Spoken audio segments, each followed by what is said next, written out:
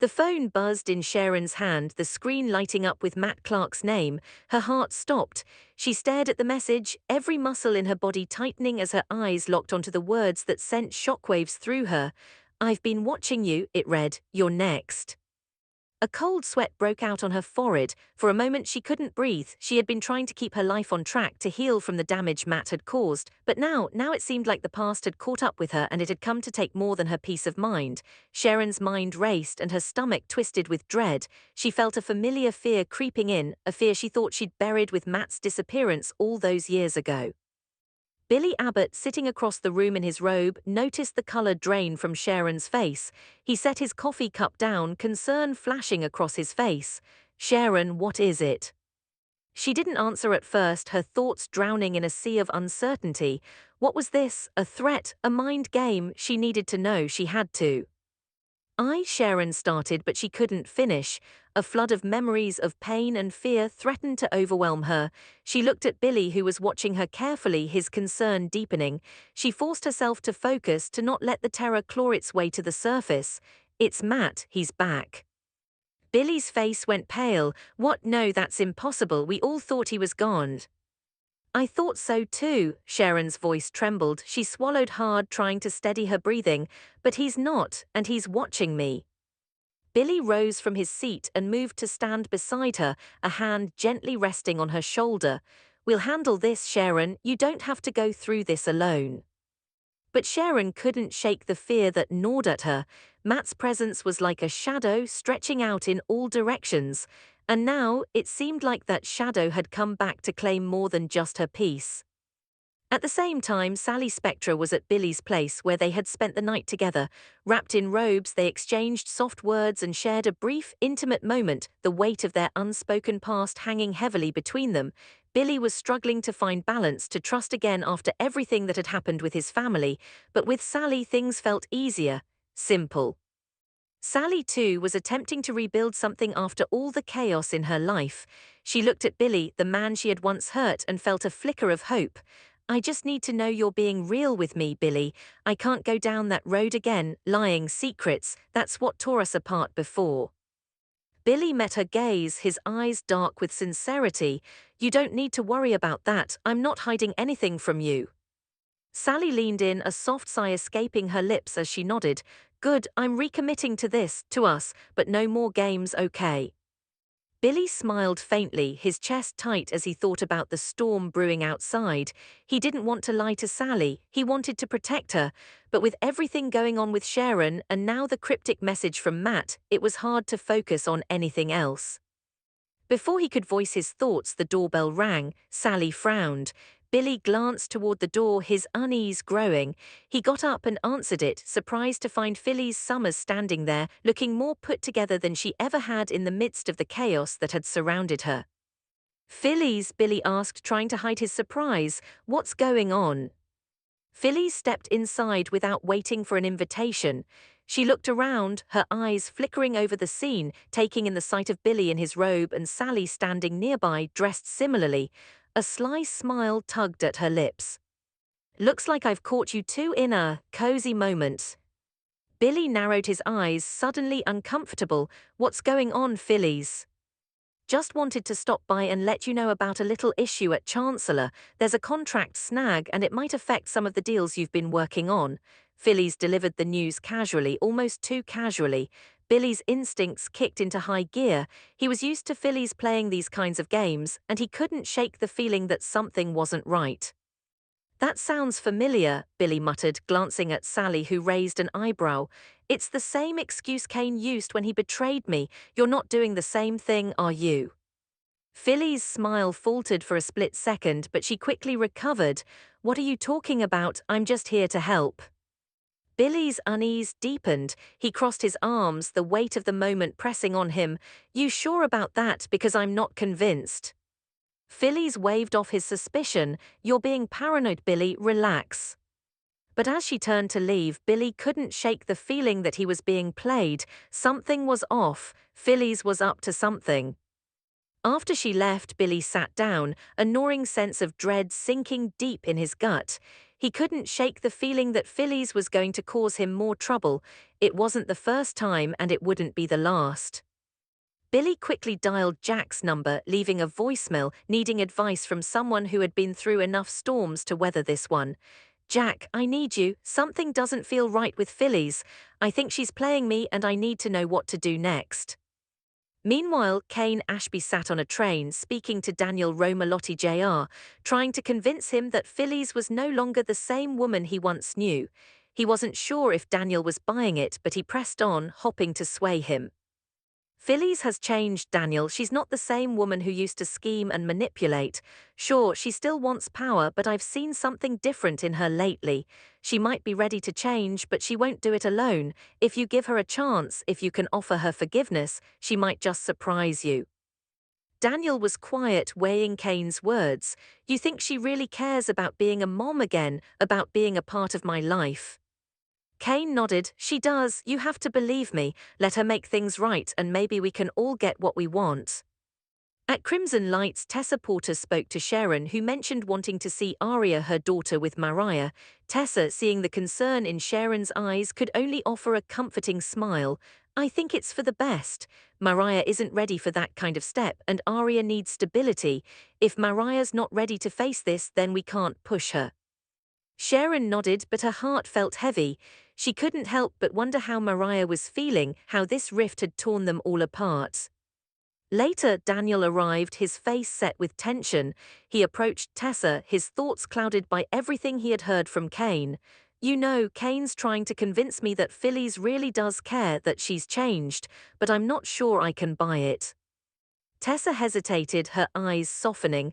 "In your shoes, I'd probably give her another chance, but I don't think Mariah would. If she wanted that, she'd be the one to reach out." Daniel nodded, understanding the complexity of the situation. "I guess we'll see what happens." Back on the train, Kane and Phillies continued their conversation. Kane was concerned that Phillies was going too far. "You're playing with fire, Phillies. If you use the same excuse with Billy, it'll raise red flags. We need to be smarter than this." Phillies, however, was determined. "I need to do this my way. I don't care if it raises flags. I need Billy to trust me again and I'm going to make that happen. Daniel's not enough. He'll never be enough." Kane was silent for a moment, then he nodded. "You're playing a dangerous game, Phillies, but I'll give you the time you need." At the Newman ranch, Victoria Newman paced, her frustration mounting as she spoke to Victor and Nikki about Nick's unresponsiveness. "I've been trying to get a hold of him and he won't even return my calls. Something's wrong." Nikki, ever the voice of reason, tried to calm her. "Let's not jump to conclusions, Victoria." But Victoria wasn't so sure. "He's hiding something. He went to LA and I have no idea what he's doing there." Just as the conversation reached its peak, Nick finally walked into the room. His expression was tight, a mixture of frustration and determination etched across his face. "I've been avoiding you all because I needed to do this alone. Matt's underground, and no matter how hard I searched, I came up empty." Victor leaned in, eyes narrowing. "Then what's the plan now, son?" Nick's gaze flickered to his father. "There's no more waiting. I'm going to find Matt, no matter the cost." Meanwhile, Billy sat at the ranch, waiting to hear from Victor. He had no idea that his world was about to collapse. Victor entered, his face hard, eyes steely. "Billy, you need to come with me. I'm moving forward with a plan. Chancellor will be mine again today, or you'll never see Jack again." Billy felt the ground beneath him shake as Victor's words hit home. Billy's heart raced as Victor's words reverberated in his ears. The weight of the threat, Jack's life hanging in the balance, drove him to his feet. He felt his stomach twist with anxiety. Victor's cold demeanor was a signal that this wasn't just another one of his grand schemes. This was serious. "Are you serious, Victor?" Billy's voice cracked, his throat tight. He barely recognized the man standing before him. This was no longer the Victor Newman who ran a successful empire. This was a man who was willing to do anything, to cross any line to get what he wanted. Billy's pulse quickened. "You're telling me if I don't help you take Chancellor back, Jack's gone?" Victor didn't flinch. "You think I'm bluffing? You don't understand the stakes, Billy. I've played this game too long to back down now. Get on board or your brother, as good as dead." Billy's world seemed to implode. Jack, the man who had always stood by him, the man who had fought beside him for years, now hanging by a thread. His mind raced, panic overtaking his thoughts. Was this the cost of his failure? Would he risk Jack's life to stand against Victor's ruthless plans? But the seconds felt like hours, each tick of the clock reminding him that Jack's life was slipping through his fingers. The weight of his family's legacy, the legacy of the Abbott name, pressed on him like an unbearable burden. He looked at Victor, his jaw clenched, trying to reconcile the man he knew with the monster before him. "What do you need me to do?" Billy finally asked, his voice steady despite the chaos raging inside him. Victor's lips curled into a cruel smile. "I knew you'd see reason. We're moving in tonight, Billy, and you're going to help me take back what's rightfully ours." Meanwhile, Sharon sat in her office, her fingers trembling as she held her phone. Matt's cryptic message still burned in her mind, the chilling words echoing in her thoughts. "You're next." The words rattled her to her core. Could she trust Billy? He was preoccupied with his own chaos, his own family drama. Sharon couldn't afford to rely on anyone but herself. Her thoughts were interrupted by a sudden knock on the door. Her breath hitched in her chest. For a split second, she wondered if it was Matt, if the past was closing in on her, ready to drag her back into the nightmare. But it was Daniel. He stepped in, his expression serious. "Sharon, I need to talk to you about Phillies," he said, his voice low, guarded. Sharon straightened in her chair, her heart pounding. The last thing she needed right now was more problems involving Phillies. What about her? Daniel hesitated. "I don't know how to explain this, but Kane's trying to convince me that Phillies has changed, that she's not the same woman she was before, but I'm not so sure." Sharon raised an eyebrow. "And you believe Kane's?" "No," Daniel said, his voice firm, "but Kane's right about one thing. Phillies doesn't care about anything other than power. She's willing to do anything to keep it. She'll manipulate anyone, even me, to get what she wants, and right now I think she's playing us both." Sharon crossed her arms over her chest, her eyes narrowing. "So, what do you want from me?" "I want you to tell me the truth," Daniel said quietly. "Do you think Phillies can change, or is she always going to be the same manipulative woman who ruined everything for us?" Sharon exhaled slowly.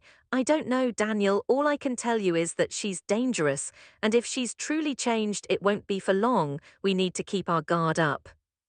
At the Newman ranch, Victor's conversation with Nick took a darker turn.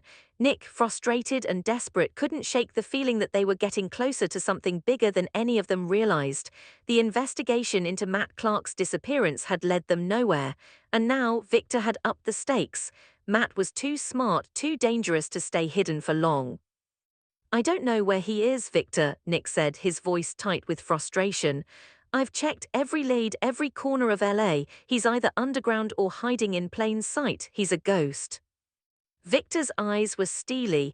"You're looking in the wrong places, Nick. Matt's out there and you're going to find him. I need him alive. We can't let him slip away." Nick's mind raced. His instincts told him that Matt was playing a deeper game, a game that involved more than just revenge. But what was his end game? What was Matt after? And how much longer could Nick keep up this relentless pursuit before it destroyed his family? "I'll keep looking," Nick said, his voice filled with a resolve that only Victor could push out of him. "But I'm telling you, this is getting out of control." Victor leaned in, his voice low. "You don't get it, Nick. This is the only way we win. If we don't find Matt, we lose everything." Nick felt the weight of those words sink deep into his chest. He wasn't just chasing a man, he was chasing his family's future, and it was slipping through his fingers. Back at Billy's place, the tension was palpable. He sat at the edge of the couch, phone in hand, waiting for Jack to respond to his voicemail. His gut churned with a familiar fear, the same fear he had felt when Jack's life had been threatened before. But this time it was different. This time the threat wasn't just from an outside enemy. It was from Victor, the man who had been a part of their family for so long but was now more dangerous than ever. Billy's mind raced. How far was Victor willing to go, and how much longer could he keep his family intact? Every second felt like a ticking time bomb. With Jack's life on the line and Victor's demands looming, there was no way out. Billy took a deep breath, trying to steady his nerves. He had to act fast, and he had to act alone. Victor wouldn't wait much longer. At the same moment, Phyllis met Kane once again, this time in a secluded location. Her mind was sharp, focused, but something about her demeanor made Kane wary. She had a plan, he knew it, but was it too far gone? Would she risk losing everything for power? I stalled Billy, Phyllis said, her eyes glinting with determination. He's buying my story about the contract issue. He thinks I'm just another obstacle, but I know how to play him. He'll come around. Kane's expression hardened. You're playing with fire, Phyllis. You know how this ends. Phyllis's smile didn't falter. I know exactly what I'm doing, and this time, Kane, I'm going to win. I'm going to take back what's mine. Back at the Newman ranch, Victor stood at the window, looking out over the sprawling estate, his thoughts heavy with the decisions he was about to make. The game had changed. No longer was it just about business or power, this was personal. He sent the final text to Billy, sealing his fate. Come to the ranch, we need to talk, now. Billy's phone buzzed in his hand, the weight of the message sinking in. He knew that the moment he walked onto that property, his life would never be the same. He was about to make a choice that would change everything. And with that, the tension between the Newmans and the Abbotts reached its boiling point. Every player in this high-stakes drama was about to face their reckoning. The world was on the edge, and the only thing certain was that no one would leave unscathed. Billy stood at the crossroads, staring down the uncertain road ahead. His family, his future, everything he had worked for, was it worth the price he was about to pay? The clock was ticking.